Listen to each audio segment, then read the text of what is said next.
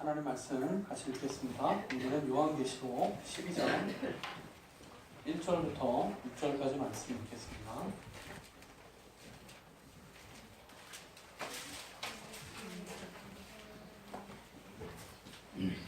요한계시록 12장 1절부터 6절 함께 읽겠습니다.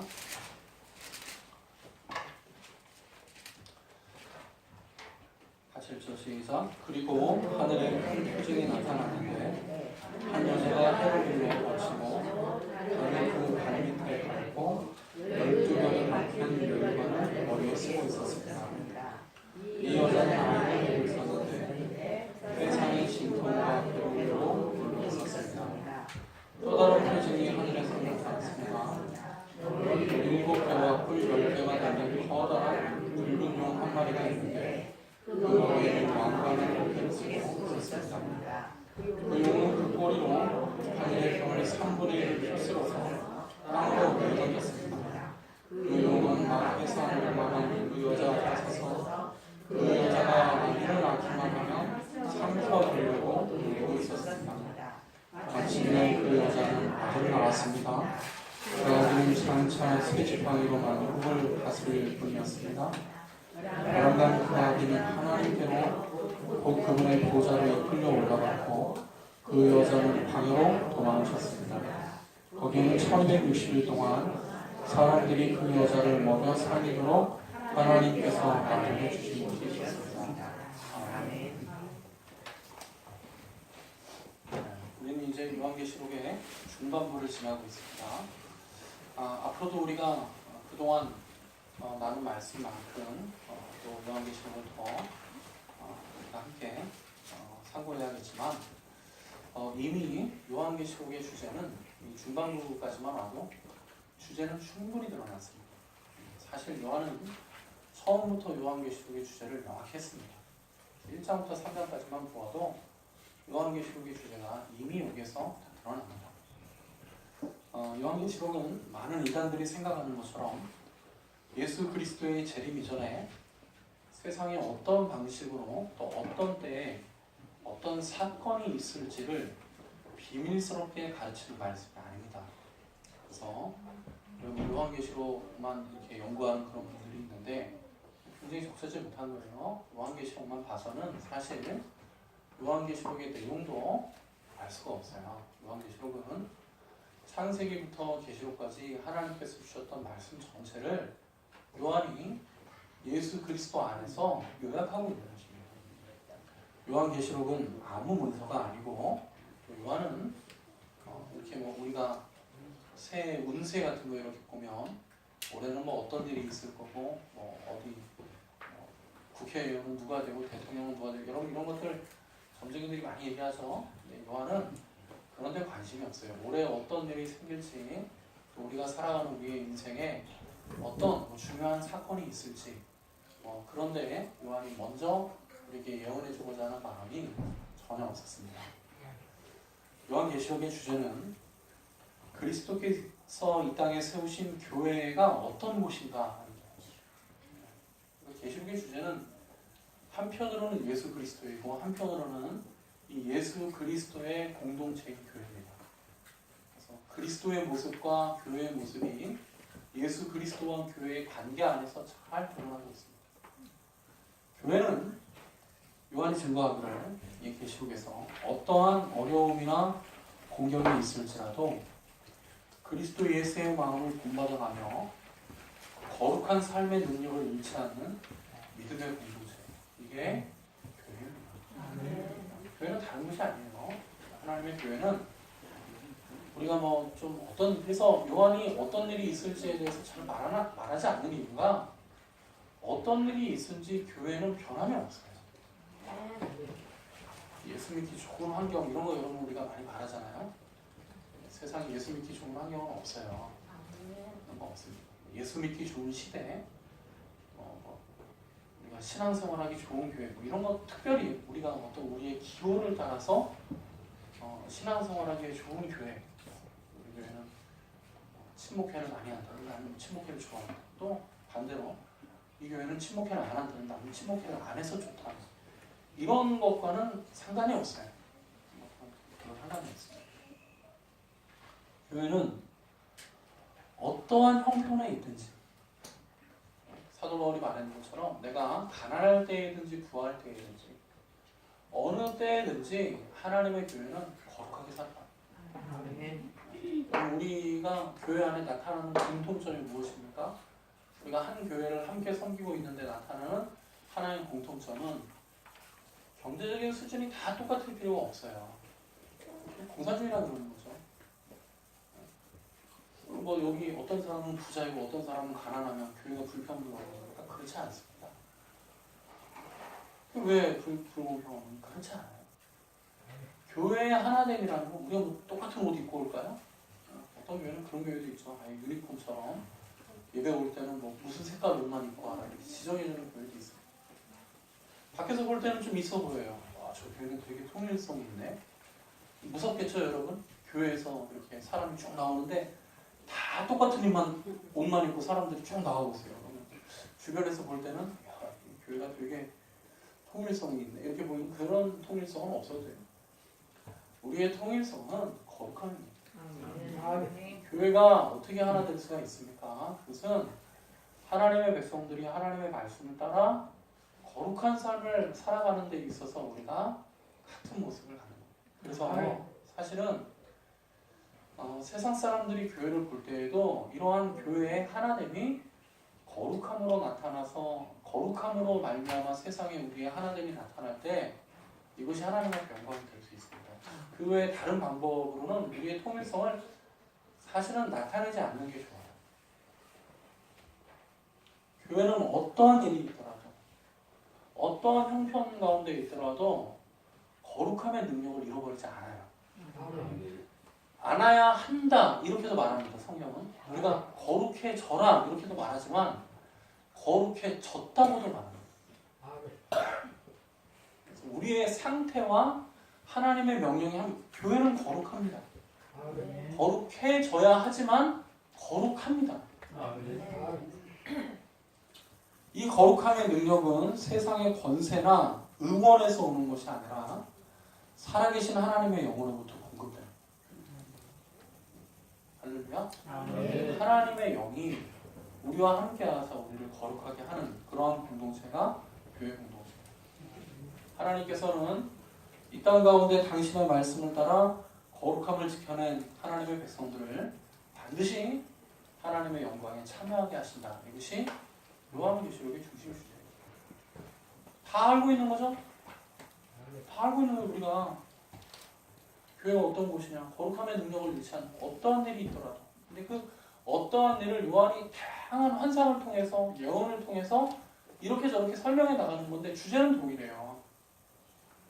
요한이 이 진리를 증거하는 방식에 있어서도 일관적입니다. 요한은 이 진리를 증거하는 방식에 있어서도 일관적인데요.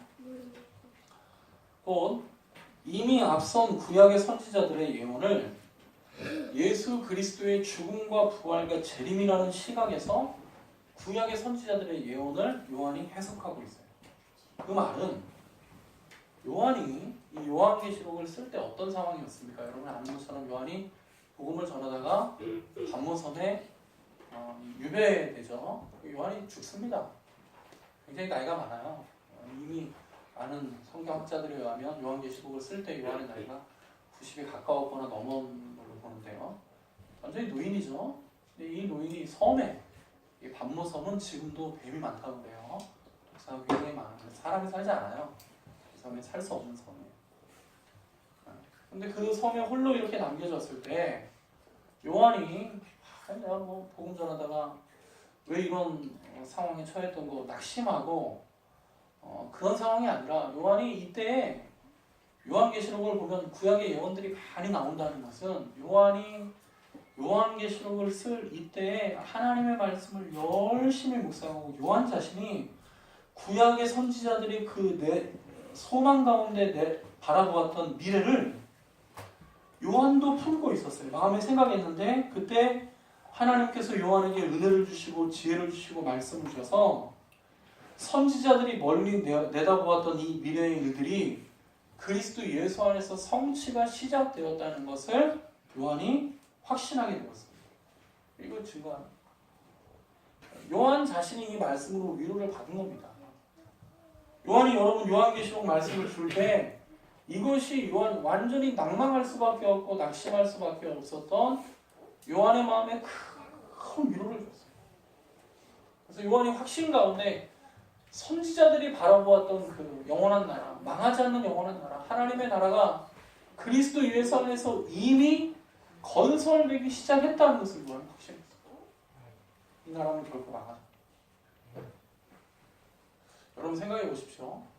사도들이 다 죽었어요. 이때 사도들이 다 죽고요. 대부분의 사도들은 순교했죠. 마지막 사도가 이 요한이에요. 어떤 의미에서는요, 요한이 반모섬에 갇혀 있을 때 사람들이 볼 때는 이 교회의 운명이 이대로 끝나는 게 아닌가 이렇게 생각할 수 있어요. 충분히. 사도 다 죽었습니다. 다 순교했어요. 다 순교했다는 것은 교회가 핍박 가운데 있었다는 거예요. 요한도 이제 순교하기 직전입니다. 교회의 운명이 어떻게 되겠습니까? 왜 끝난 거 아니에요? 우리 교회로 말하면은 뭐 이제 여기 한 예수 믿는 사람들이 열심히 주님을 섬겼던 직분자들이 한 10명 정도 우리 집사님들 계시는데 전부 다 잡혀가고 목사는 투옥되고 이미 죽었고 몇 명 남지 않은 집사들도 이제 다 죽었고 한 사람 남겨있는데 그 사람들이 이제 감옥 갔어요. 그럼 사람들이 볼 때 아니 뭐 교회는 끝났나 보다. 이제 저 교회는 더 이상 소망이 이렇게 생각하지 않겠습니까? 그런데 이때 요한이 뭐라고 했어요? 그렇지 않습니다. 하나님께서 내게 말씀을 주셨는데 이미 구약의 선지자들이 예언했던 그 영원한 나라, 결코 망하지 않는 하나님의 나라가 그리스도 예수 안에서 당신의 교회를 통하여 시작이 되었다. 아멘. 요한의 메시지. 그동안 우리는 요한계시록의 두 번째 대목이라고 할 수 있는 일곱 나팔 심판에 대한 교훈을 상고했습니다. 이 일곱인 심판과 일곱 나팔 심판 역시 지금 제가 여러분들에게 말씀드린 요한계시록 전체의 주제에서 전혀 벗어나지 않습니다. 요한은 일곱인 심판과 일곱 나팔 심판을 통해 구약의 선지자들이 예언한 결코 무너지지 않는 하나님의 나라가 예수 그리스도로 말미암아 세워진 교회를 통해 성취되었다 하는 것을 증거했습니다. 하나님의 교회의 지체들은 이 땅을 살아가며 견디기 쉽지 않은 공경에 처하게 되지만 하나님께서는 우리의 환난 중에서도 환난보다 더 큰 은혜와 위로를 하나님의 백성들에게 허락하사 주의 백성들로 하여금 고난 중에서도 즐거움으로 거룩한 길을 걷게 하십니다. 아멘. 고난 가운데서도 거룩한 길을 걷게 하십니다. 그렇게 하셨고 그렇게 하고 계시고 앞으로도 그렇게 하실 것입니다. 우리가 앞으로 묵상할 일곱 대접 심판도 이와 동일한 주제를 전하고 있습니다. 그런데 이 마지막 심판의 환상을 증거하기 앞서서 오늘 이제 우리가 읽은 요한계시록 12장부터 14장까지 요한은 하나님의 백성의 대적자라고 할 수 있는 사단의 존재를 여기서 부각시키고 있습니다. 여러분 영화에서도요 최고 나쁜 악당이 처음부터 악당이 막 등장해가지고 그 실체를 드러내는 일은 흔하지 않죠. 영화가 시작할 때는 사람들이 악의 존재에 대해서 어렴풋이 알 정도의 정보만 나오다가 분위기가 이제 한참 무르익게 되고 그러면 그때 비로소 이 악한 말하자면 이 악당이 자기의 실체를 드러내게 됩니다.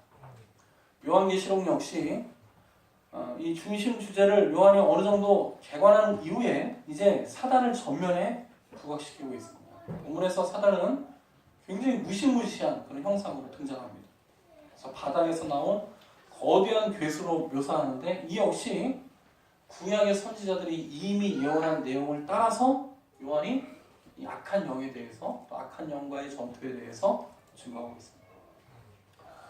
사랑하는 성도 여러분, 하나님의 백성들은 마귀의 존재를 무시해서도 안 되고요, 지나치게 마귀를 의식해서도 안 됩니다.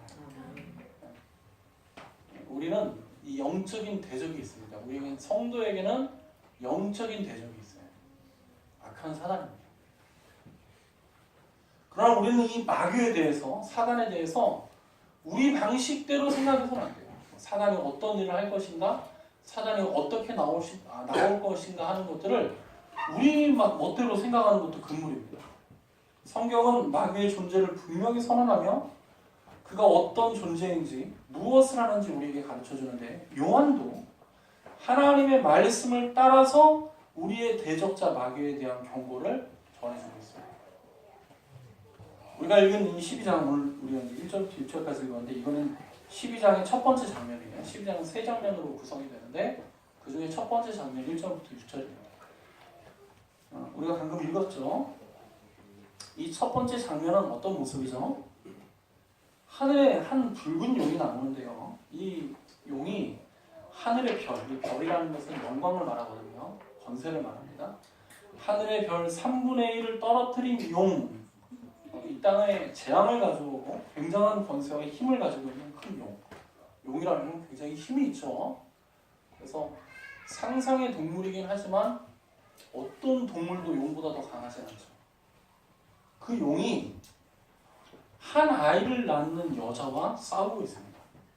12장 1절을 보면 하늘과 달과 별 가운데 서 있는 한 영광스러운 여인이 해산의 진통을 겪고 있습니다. 아이를 베고 있었는데 해산의 진통과 괴로움으로 이 여자가 울고 있었습니다. 그런데 이렇게 해산의 진통으로 괴로워하고 울고 있는 이 여인 앞에 머리가 7개 달리고 커다란 뿔을 10개나 가지고 있는 붉은 용이 이 여인을 노려보고 있었습니다. 그 이유가 무엇이죠? 이 여인가 낳은 아이를 죽이기 위해서요. 이 붉은 용은 엄청난 위세와 사나움을 나타내는 모습으로 여인이 아이를 낳으면 그 아이를 삼켜버리려고 으르렁거리고 있는 상태였습니다. 여러분, 여자가 이 애를 낳는 순간은요, 사람이 제일 약해지는 때예요. 이거는 완전히 무저항 상태입니다. 어떻게 안 돼요.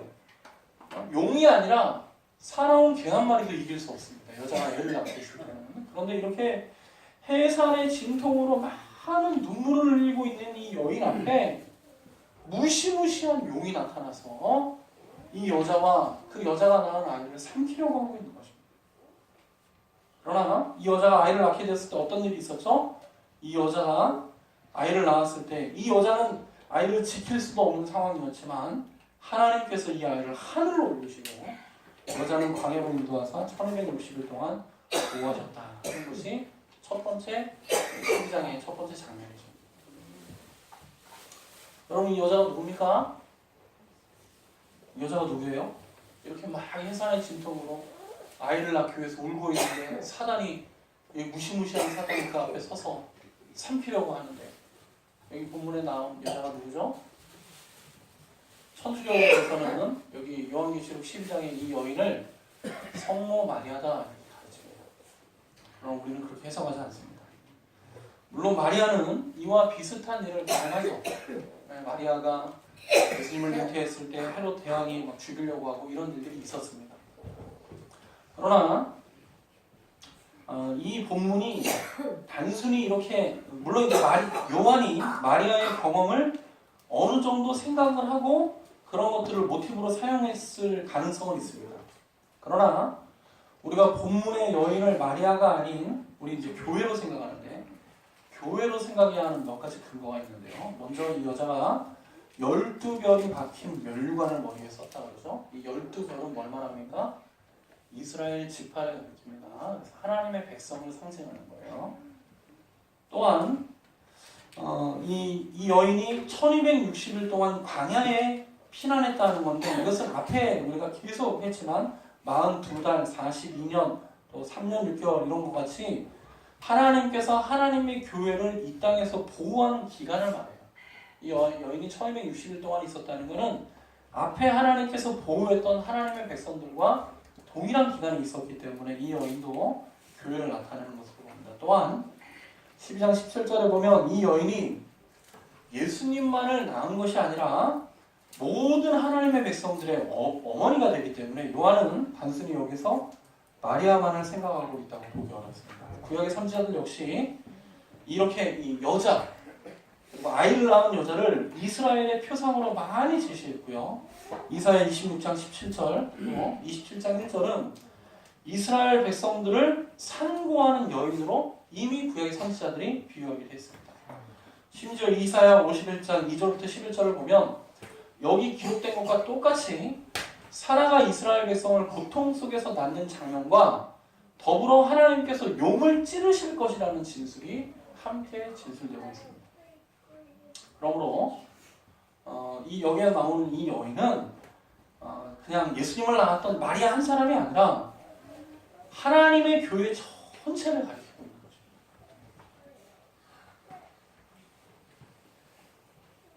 우리도 교회인이기 때문에 여기 우리의 이야기가 담겨 있는 거죠. 우리에게는 대적이 있습니다. 이 대적이 누굽니까? 3절에 있는 것처럼 머리 7개와 뿔 10개가 달린 커다란 불인 거예요. 우리의 대적입니다. 우리는 어떤 상태죠? 아이를 낳으라고 해산하는 상태.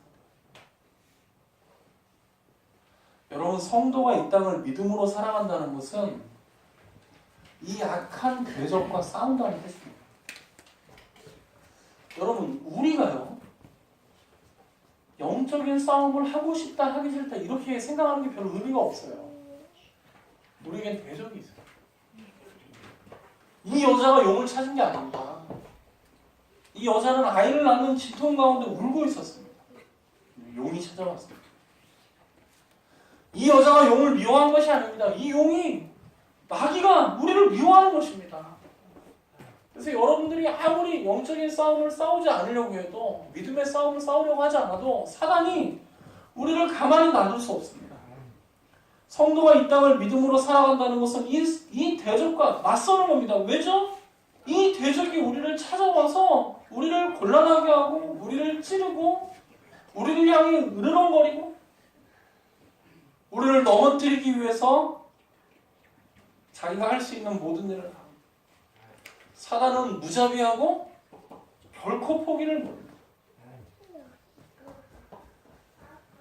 그러나 하나님께서는 이 여인과 이 아들을 1260일 동안 사단의 위협으로부터 보호해 주셨죠. 여러분, 우리가 이 신앙생활을요 내가 내 힘으로 할 수 있다고 생각하는 건 커다란 오산인 착각입니다. 신앙생활이라는 것은요 아이를 잉태한 여인이 용과 싸우는 것과 마찬가지예요.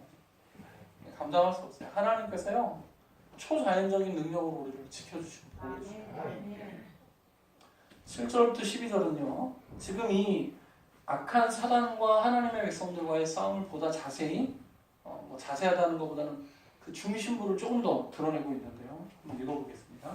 7절부터 12절 시작. 그때 하늘에서 전쟁이 일어났습니다. 미가엘과 미가엘의 천사들은 용과 맞서서 싸웠습니다. 용과 용의 부하들이 이에 맞서서 싸웠지만 당해내지 못하였으므로 하늘에서는 더 이상 그들이 발붙일 자리가 없었습니다. 그래서 그 큰 용, 곧 그 옛 뱀은 땅으로 쫓겨났습니다. 그 큰 용은 악마라고도 하고 사탄이라고도 하는데 온 세계를 미혹하던 자입니다. 그 용의 부하들도 땅으로 내쫓겼습니다. 그때 내가 들으니 하늘에서 큰 음성이 이렇게 울려나왔습니다. 이제 우리 하나님의 구원과 권능과 나라가 이루어지고 하나님이 세우신 그리스도의 권세가 나타났다. 우리의 동료들을 헐뜯는 자, 우리 하나님 앞에서 밤낮으로 그들을 헐뜯는 자가 내쫓겼다. 우리의 동료들은 어린 양의 흘린 피와 자기들이 증언한 말씀을 힘입어서 그 악마를 이겨냈다. 그들은 죽기까지 목숨을 아끼지 않았다. 그러므로 하늘아, 그 안에 사는 자들아 즐거워해라. 그러나 땅과 바다는 화가 있다. 악마가 자기 때가 얼마 남지 않은 것을 알고 몹시 성이 나서 너희에게 내려가기 때문이다. 자, 여러분 이 말씀 잘 보세요. 교회가 사단을 이렇게 괴롭힌다 하는 거에 대해서 이 말씀이 잘 해석하고 있는데요. 사단을 뭐라고 부릅니까? 우리의 동료들을 10절에 보니까 그는 우리의 동료들을 헐뜯는 자. 여러분 사탄이라는 이 말 자체가 헐뜯는 자, 비방자 그런 뜻이에요. 대적자. 예수님은 보혜사라고 하죠. 보혜사가 무슨 뜻이죠? 위로자입니다. 돕는 자. 보혜사. 그러니까 사탄이라는 말은 보혜사하고 반대말이에요. 위로해주는, 우리를 위로해주는 게 아니라 우리를 비방한다고요. 사단이. 어떻게 비방할까요? 있는 사실을 가지고 비방합니다. 사단이 하나님 앞에 뭘 대적하고 있는 거예요? 여기 있는 인간들 다 죄인들이다 그래요. 사단이 우리에게 하는 일이 뭐냐면, 우리가 이렇게 예배하잖아요. 그럼 사단이 뭐라고 하냐면, 하나님 예배 받으시면 안 됩니다. 여기요 다 죄인들만 모여 있어요. 저 사람들은 어떤 생각 가지고 사는 줄 아세요? 저 사람들요 하나님 절대 사랑하지 않아요. 제가 저 사람들 마음 다 압니다. 저 사람들이요 조금만 고난이 있으면 다 도망갈 사람들이에요. 나쁜 사람들입니다. 악한 사람들, 약한 사람들이에요. 이게 사단이 하는 일이에요. 그런데 어떻게 됐다고요? 여러분 이게 앞에서부터 우리가 쭉 읽어보면 알겠지만 지금 이 큰 용이, 거대한 용이 막 그 무시무시하고 입에서 불을 뿜고, 근데 이 여인이, 아이를 낳은 여인이 아무 힘이 없어가지고 어떻게 할 줄 모르는 상황 가운데 하나님께서 이 여인을 확 건져가지고 도망가잖아요. 그러면 전후 사정이 어떻든지 교회가 간신히 살아남은 것처럼 이렇게 보인다는 거예요. 이 상황이. 교회라는 공동체가 이 당시에 정말 간신히 숨만 쉬고 있는 것 같아요. 사도들도 간신히 살아있죠. 교회가 있다고 세워졌다고 하지만 이 모든 교회들이 다 핍박받고 있죠. 아시아 7교회 전부 다 핍박받잖아요. 앞에서 우리가 1장, 2장 본 것처럼. 굉장히 연약한 상태잖아요. 그런데 요한은 그렇게 생각하지 말라는 거예요. 이 사단이 엄청난 위세, 뿔이 10개 있다는 권세를 말하는 건데요.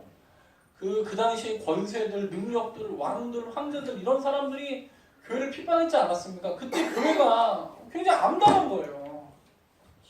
황제가 교회를 핍박한다. 여러분 이 당시에 황제의 핍박은 대항할 수 있는 수단이 없습니다. 그냥 숨어야 돼요. 도망가야 돼요. 그 외에는 예수 믿는 방법이 없어요. 그러면 이 지금 펼쳐지고 있는 이 상황이 분명히 사단과의 싸움이라는 상황은 맞는데 이게 꼭 교회가 점점 지고 있는 것 같고 이러다가 교회가 망할 것 같잖아요. 근데 그게 아니라 하늘에서의 큰 전쟁이 일어났는데 누가 이겼대요? 사단이 이겼대요? 하나님의 천사들이 이겼대요? 미가엘이 이겼다고 그러죠. 여러분 우리의 전쟁은 이미 끝났습니다. 마귀는 전쟁에서 졌습니다. 지금 이 땅에서 마귀가 이렇게 득세를 하고 하나님의 백성들을 막 괴롭히는 이유가 무엇입니까? 전쟁에서 졌기 때문이래요. 전쟁에서 져서 그게 억울해서 내가 왜 이 전쟁에 졌을까? 다시 말해서 하나님께서 하나님의 백성들을 지금 구원해 나가신단 말이에요. 여러분 여기 미가엘과의 이런 전쟁 이런 건 다 환상이에요. 사단이 진짜 용이라고 생각하면 안 돼요. 어떤 용으로 존재, 이게 다 환상이고 비유입니다. 미가엘과 뭐 전쟁을 했다는 걸 어떤 사람들이 이걸 실제로 사단이 무슨 미가엘과 전쟁, 그게 아니라 이 전쟁의 요지가 뭡니까? 사단이 하는 일이 뭐냐면 사단은 비방자고 참수자예요. 그래서 하나님의 백성들이 멸망받는 게 사단이 하는 일이에요. 그런데 하나님께서 하나님의 백성들을 구원해 나가시고 계십니다. 이게 전쟁의 핵심이에요. 하나님의 백성들을 위로하시고 하나님의 백성들을 구원하시고 거룩하게 하시는, 그래서 사단이 이게 너무너무 분해서 하나님의 백성들을 타락하게 하고 하나님의 백성들을 미혹하게 하고 하나님의 백성들을 넘어뜨리기 위하여 어떻게 해요? 분내고 우리를 죄 가운데로 끌고 들어가기 위하여 온갖 있는 힘을 다하고 있다는 사단이. 그러나 사단을 두려워하지 않는 이유는 마귀가 약하고 힘이 없어서가 아니라 그보다 더 강하고 거룩하신 하나님께서 이미 우리의 대적자, 우리의 참소자, 우리의 조롱자 이 사단을 이기시고 그의 권세를 우리 안에서 깨뜨리셨으며 당신의 백성들을 놀랍게 구원해 나가시기 때문에 우리가 이 사단을 두려워하지 않는다. 아멘. 결론이 무엇입니까? 13절부터 18절까지 보죠. 13절부터 18절 시작. 그 용은 자기가 땅으로 내쫓겼음을 알고 남자아이를 낳은 그 여자를 쫓아갔습니다. 그러나 그 여자는 큰 독수리의 두 날개를 받아가지고 광야에 있는 자가 자기 은신처로 날아가서 거기에서 뱀을 피해서 한 때와 두 때와 반 때 동안 부양받았습니다. 그 뱀은 그 여자의 등 뒤에다가 입에서 물을 강물과 같이 토해내서 강물로 그 여자를 휩쓸어 버리려고 했습니다. 그러나 땅이 그 여자를 도와주니 땅이 입을 벌려서 용이 입에서 토해낸 강물을 삼켰습니다. 그래서 그 영은 여자에게 노해서 여자의 남아있는 자손 곧 하나님의 계명을 지키며 예수의 증언을 간직하고 있는 사람들과 싸우려고 떠나갔습니다. 그때 그 용이 바닷가 모래 위에 섰습니다. 아멘. 자, 여러분 결론이 무엇이죠? 이 하나님의 백성 교회와 그 사단과의 싸움의 결론이 무엇입니까? 그 용이 자기가 내쫓겼음을 알고 그 여자를 쫓아가서요. 그 여자를 삼키려고 하는 거예요. 14절에 보니까 하나님께서 큰 독수리를 보내서 이 독수리가 그 큰 날개로 여자를 안아서 광야로 쭉 날아가요. 여러분 이게 어디 말씀이에요? 신명기 32장 똑같은 말씀이죠. 모세가 광야 가운데 사는 이스라엘 백성들을 하나님께서 너희를 독수리 날개로 이곳에 인도하셨다고 그러잖아요. 그러자 이 뱀이 여자가 이 광야로 도망가니까 입에서부터 물과 강물을 홍수를 일으키는 거죠. 큰 물을 쏟아내면서 여자를 죽이려고 하는 거예요. 여러분 이 사단이 여기서 강조되는 게 뭡니까? 사단이 끊임없이 포기를 안 해요. 여자를 결국에 못 죽이게 되니까 이제 이 여자의 후손들 교회를 계속 말하는 거예요. 교회의 백성들 남은 초대교회 이후로 남아있는 하나님 백성들 우리를 막 삼키려고 어떻게 합니까? 그 용이 바닷가 모래 위에 다 서 있는 거예요.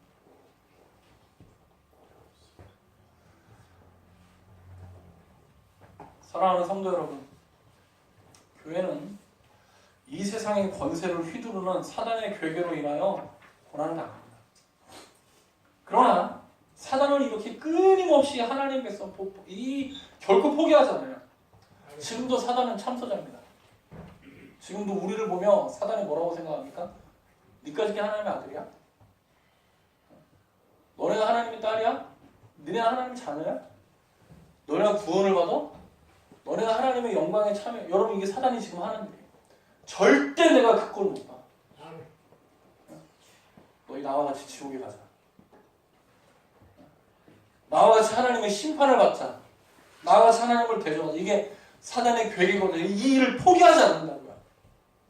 계속 온다고요. 그런데 놀랍게도 하나님께서 그때마다 하나님의 백성들을 어떻게 하셔요? 보호하시고 건져주시고 인도하십니다. 그래서 여러분 신앙생활의 핵심이 뭐냐면 하나님의 돌보십니다. 하나님 돌보십니다.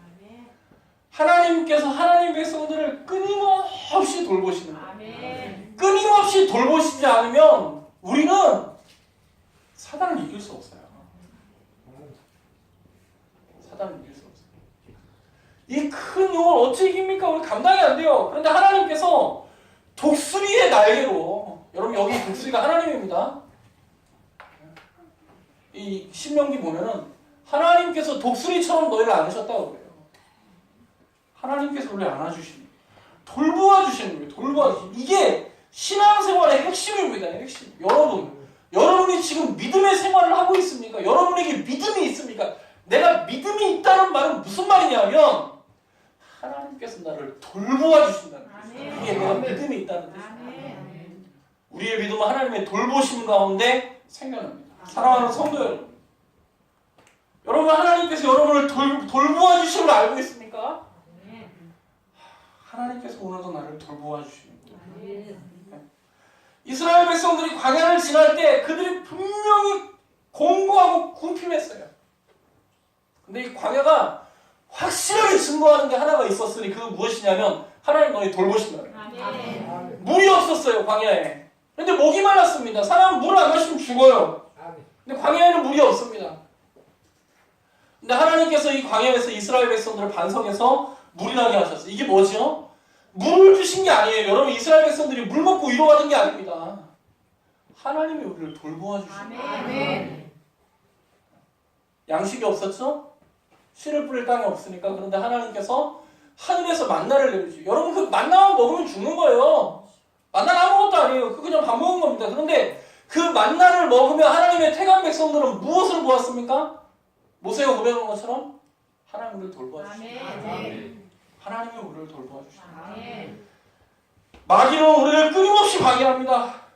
입에서 홍수를 쏟아내는 것처럼 하나님의 백성들을 우롱하고 조롱합니다. 끝까지요. 그래서 이것이 우리에게는 고난이 되고 어려움이 되지만 그러나 하나님의 백성들은 이 가운데 영화롭게 됩니다. 땅을 깊게 팔수록 건물이 견고하게 올라서는 것처럼 성도에 대한 마귀의 공격은 도리어 하나님의 백성을 더욱 거룩하고 정결하게 만들어갑니다. 우리를 망하게 하려고 하면 할수록 도리어 하나님께서는 그러한 마귀의 역사를 통해 우리를 더욱 영광스럽게 하십니다. 그래서 우리는 마귀를 두려워하지 않습니다. 여전히 우리는 긴장을 해야 되고 사단이 지금 반하고 있기 때문에 이 악한 사단과의 싸움을 준비해야 하지만 하나님께서 그 가운데 저와 여러분을 돌보아 주십니다. 사랑하는 성도 여러분, 하나님의 돌보심을 여러분들 경험하고 고백할 수 있기를 바랍니다. 이 풍진 세상 한가운데서 믿음의 거룩한 싸움을 해나가는 하나님의 백성들을 독수리가 그 날개로 새끼를 덮는 것처럼 덮으사 우리가 갈 수 없는 길을 걷게 하시는 이 하나님의 돌보심입니다. 여러분 이게 얼마나 놀라운지요? 이것이 성도의 삶의 진수입니다. 야, 하나님이 나를 돌보시는구나. 여러분 이게 인생이요, 우리의 인생이 우리의 대속입니다. 그래서 내 인생이 내 마음을 참담하게 해요. 내가 살아온 내 삶이 내 마음을 꺾어버리거든요. 그때 하나님의 백성들에게 하나님의 돌보심이, 여러분 마귀가 우리를 막 공격하잖아요. 종교개혁자 마틴 루터도 얼마나 마귀가 공격했습니까? 니까지 이렇게, 야, 너 자신도 죄인인 게 네가 누구에게 하나님의 복음을 전하냐? 얼마나 괴로워합니까? 믿음의 선배들이. 그러나 그 가운데서 하나님의 백성들은 하나님의 위로와 돌보심을 경험합니다. 정말. 그래서 여러분 차라리요, 이 하나님의 돌보심을 경험한 사람들은요 광야를 기뻐합니다. 야, 하나님께서 여기에서 우리를 이렇게 돌보아 주시는 거예요. 광야가 좋은 게 아니라 그 광야에서 내려진 하나님의 돌보심이 어마어마한 위로가 돼서요 우리로 하여금 거룩하게 굳세게. 사랑하는 성도 여러분, 우리는 영적인 전투를 함께 해나가는 믿음의 군대들입니다. 저는 여러분들이 신앙생활하면서 어려움이 없기를 바라지만 그건 제 마음이고요. 사단의 마음은 완전히 다릅니다. 이번 한 주간도 사단은 여러분을 어떻게 해서든지 넘어뜨리고 어떻게 해서든지 좌절시키고 어떻게 해서든지 여러분의 믿음을 꺾어놓으려고 합니다. 이 사단이 그럽니다. 그러나 놀라우신 하나님께서 여러분의 믿음과 여러분의 삶과 가정과 여러분의 모든 심령도 지켜주셔서 독수리 날개치며 올라가는 같은 세임을 받아 더욱 믿음의 성장과 하나님의 은혜가 있기를 주의 이름으로 축원드립니다. 우리 이 시간에 성경 암송 하겠습니다. 베드로전서 2장 9절